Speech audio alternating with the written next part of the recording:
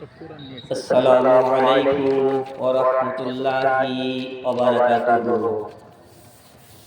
কেমন আছেন আপনারা? রাগ করে আছেন নাকি আমার সালামের জবাব দিতে? কার ক্ষমতা করলেন? সালাম দেওয়া হচ্ছে সুন্নাত, জবাব দেওয়া কি ওয়াজিব। আমি আবারও সালাম দিচ্ছি, আসসালামু আলাইকুম ওয়া রাহমাতুল্লাহি ওয়া বারাকাতুহু।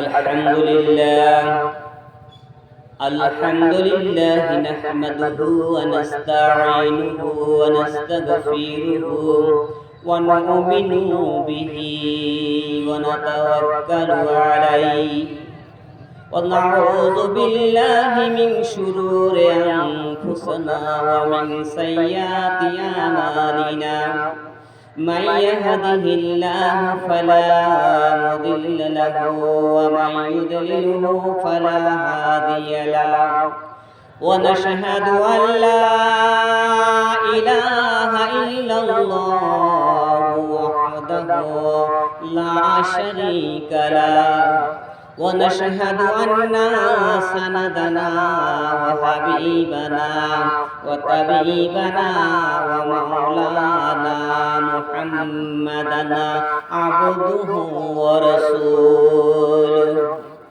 أرسله بالحق بشيرا ونذيرا بين يدي الساعة من يطع الله رسوله فقد رشد ومن يعصهما فقد غوى فقد قال الله تعالى في كلامه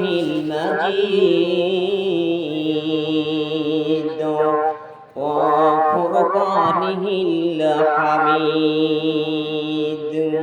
فأعوذ بالله من الشيطان الرجيم. بسم الله الرحمن الرحيم. الرحمن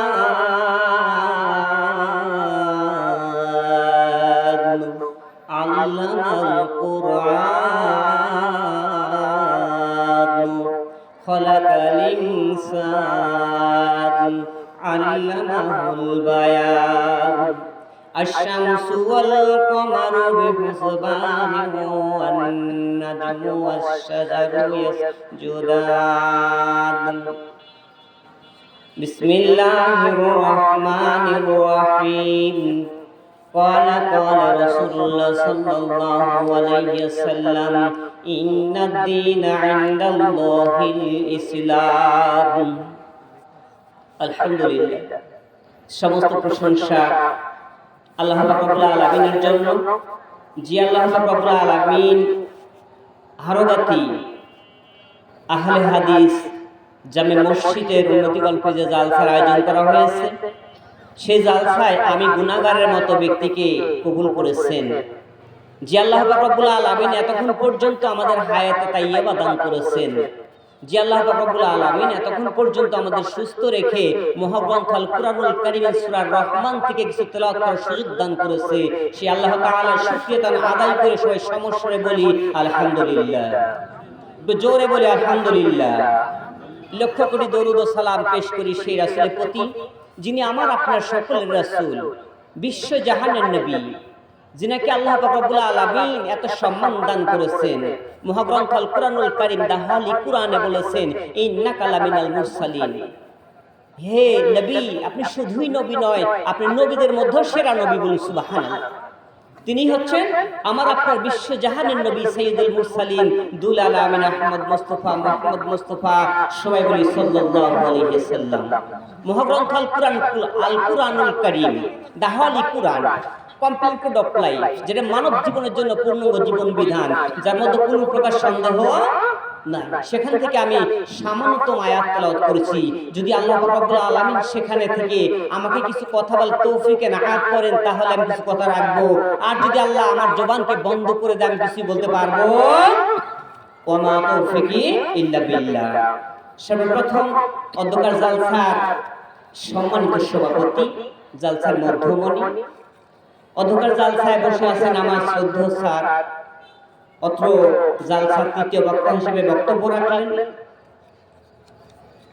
পার্শ্বে বসে আছেন আমার শ্রদ্ধাভাজন ব্যক্তিবর্গ, সামনে উপস্থিত ধর্মপ্রাণ, ধর্মপ্রিয়, ইসলাম প্রিয়, দিনদার, মুত্তাকিন, পরহেজগার মুসল্লিন ইকরাম, পর্দার অন্তর আড়ালে আমার অবলা সরলা মা ও বোনেরা, সকলের প্রতি আমার আন্তরিক শুভেচ্ছা ও সালাম। আসসালামু আলাইকুম ওয়া রাহমাতুল্লাহি ওয়া বারাকাতুহু। At first I said to me, আমি সর্বপ্রথম বলতে চাই মহাগ্রন্থ আল কুরআনুল কারীমের তাফসীর, এটা কুরআনুল কারীমের কি জালসা, অথচ সেই জালসায় আমরা আসতে পারি না। একটু আঘাত করে নিই, তাহলে আমি কিছু বুঝতে পারবো। কারণ ইহুদি, খ্রিস্টান, নাসারা, বেদিন, বেধর্মী যারা, তারা কোরআন শুনতে চায়, কিন্তু আমরা মুসলমান হয় কোরআন শুনতে চাই না। কোথায় থেকে তেলাওয়াত করেছি? মহাগ্রন্থ আল কুরআনুল কারীম থেকে, সূরা রহমান থেকে, যার মধ্যে কোনো প্রকার সন্দেহ নেই। ক্বাল আল্লাহু তাআলা লা ওয়াকাযাবু বিআয়াতিনা কিযাবা। আমার মহাগ্রন্থ আল কুরআনুল কারীমের একটা আয়াতকেও যদি কেউ অস্বীকার করে থাকে, নিঃসন্দেহ জানবে সে জাহান্নামী। এর মধ্যে কোনো প্রকার সন্দেহ আছে নাকি? কারণ অস্বীকার করার ক্ষমতা নাই। তিনি চ্যালেঞ্জ ছুড়েছেন, কি বলেছেন? জালিকাল কিতাবু লা রাইবা ফি, আমি এমন একটি গ্রন্থ, এমন একটি কিতাব যার মধ্যে কোনো প্রকার সন্দেহ না। তার হাজিরিন, সেই নিঃসন্দেহ, নির্ভুল, নির্ভেজাল, ভেজাল মুক্ত মহাগ্রন্থ আল কুরআনুল কারীম থেকে সামান্য একটু তেলাওয়াত করেছি। এর আগে একটু আঘাত করতে চেয়েছি, আঘাতটা একটু দিয়ে নিই। তার হাজিরিন, ইহুদি নাসারা তারা কোরআন শুনতো। আজকের এই মহতি জালসা যারা বাইরে ঘুরে বেড়াচ্ছে, লক্ষ্য করে দেখুন, তারা কিন্তু এই মহতি জালসায় আসেনি, তারা কি বাজার করতে এসেছে। অথচ ইহুদিরা, খ্রিস্টানরা, বেদিনরা কোরআন পড়তো, কোরআন শুনতো, কোরআন বুঝতো, বোঝার চেষ্টা করতো। অথচ আমরা মুসলমান হয়ে কোরআন শোনার চেষ্টা করি না। কিতাবের মধ্যে আসছে, হুজুর আকরাম সাল্লাল্লাহু আলাইহি সাল্লামের মহাগ্রন্থ আল কুরআনুল কারীম যখন তেলাওয়াত করতো, ইহুদি, নাসারা, খ্রিস্টান, বেধর্মী যারা আছেন, তাদের কলিজায় আগুন জ্বলে যেত। লক্ষ্য করে দেখলেন, এইভাবে যদি কোরআন তেলাওয়াত হতে থাকে আর কোরআনের আলোচনা যদি চলতে থাকে, এমন একটি সময় আসবে, এমন একটি মুহূর্ত আসবে, আবু জেহেলকে আর কেউ মানবে না, আবু জেহেলকে আর কেউ সম্মান করবে না, মর্যাদা দিবে না। সেই জন্য আর কোরআন তেলাওয়াত করতে দেওয়া যাবে না। নিষেধ করলেন, বাধা প্রাপ্ত করলেন, বাধা দিলেন, কিছুই কাজ হলো না। ভেবে দেখলেন এইভাবে নিষেধ করে হবে না। যারা কোরআন শ্রবণ করতে যায়, যারা কোরআন শুনতে যায়, কোরআন শোনার জন্য যারা আগ্রহ প্রকাশ করে থাকে, তাদেরকে যদি বাধা দেওয়া যায়, তারা তো আর যাবে না। তাহলে কোরআন প্রচার মুহাম্মদের জন্য সম্ভব হবে না। আবু জেহেল সকলরে ডাকলেন, আবু সুফিয়ান, উতবা, শাইবা সকলরে ডাকলেন এবং ঘোষণা দিয়ে দিলেন বৈঠকের মধ্যে, তোমরা শুনে নাও, আমি জোর গলায়, জোর কণ্ঠে আওয়াজ করে বলে দিলাম, আজ থেকে আর মুহাম্মদের কোরআন শুনতে কেউ যাবে না। যদি কেউ যাও, আমি আবু জেহেল বলে দিলাম, তার শিরচ্ছেদ করে নেব। মাশাআল্লাহ, একটু আদায়গুলো নিয়ে নি, যত উন্নতি কল্পে জালসা আদায় করতে হবে, তাই না? মাশাআল্লাহ, মাশাআল্লাহ। শাফাআত বিল মারিয়া থেকে 100 টাকা নগদ দান করেছে আল্লাহ, দান করেছে মাহবুব, দানকে আপনারা কবুল করে নিন, জানালে বরকত দিন, হায়াতে তাইয়্যিবা দান করে দিন। আর রব্বুল আলামিন বেলায়েত হোসেন হারগাতি দক্ষিণ পাড়া থেকে 200 টাকা দান করেছে আল্লাহ, যে আশায় যে আকাঙ্ক্ষায় দান করেছে মাহবুব, আপনার চাইতে কেউ মহাজ্ঞানী আর নাই আল্লাহ, তার দানকে আপনারা কবুল মঞ্জুর করিয়া নিন। ফজলু ভাদুমি, পিতা ভাদু মিয়া সিমেন্ট 1 বস্তা দিল, ইহকালে পরকালে রেখে তারে ভালো, তার সঙ্গে আরো 10 কেজি ভুট্টা দান করেছে আল্লাহ। আয় মাবুদ সুবহান ইয়া বারিলাহি, 10 কেজি ভুট্টায় কত আছে দানা আমার নাই তো জানা, কবুল করে নাও বাকুব্বার রাব্বানা। আল্লাহ তার দানকে আপনারা কবুল মঞ্জুর করিয়া নিন। হাকিম 100 টাকা দান করেছে আল্লাহ, দানকে কবুল করিয়া নিন। জানে মালে বরকত দান করে দিন, হায়াতে তাইয়্যিবা দান করে দিন। যে আশা করে যে আকাঙ্ক্ষা করে দান করেছে আল্লাহ তার দানকে আপনি কবুল ও মঞ্জুর করিয়ে নিন। আব্দুর রহিম উজালপুর থেকে 100 টাকা দিল, ইহকালে পরকালে রেখো তারে ভালো। মিজানুর রহমান জমাই 100 টাকা নগদ, আল্লাহ তার দানকে আপনি কবুল ও মঞ্জুর করিয়ে নিন। ওয়াসিম টাকা 200 নগদ, আল্লাহ নগদ টাকা করেছে দান কবুল করে নাও পাক সুবহান, জান্নাত করে দাও মুকাম, আল্লাহ তার দানকে কবুল ও মঞ্জুর করিয়ে নাও। মিলন হারগার থেকে 1000 টাকা, 1000 টাকায় আল্লাহ আপনার ঘরের জন্য 1000 টাকা মিলন দান করেছে, আল্লাহ দানকে কবুল ও মঞ্জুর করিয়ে নিন।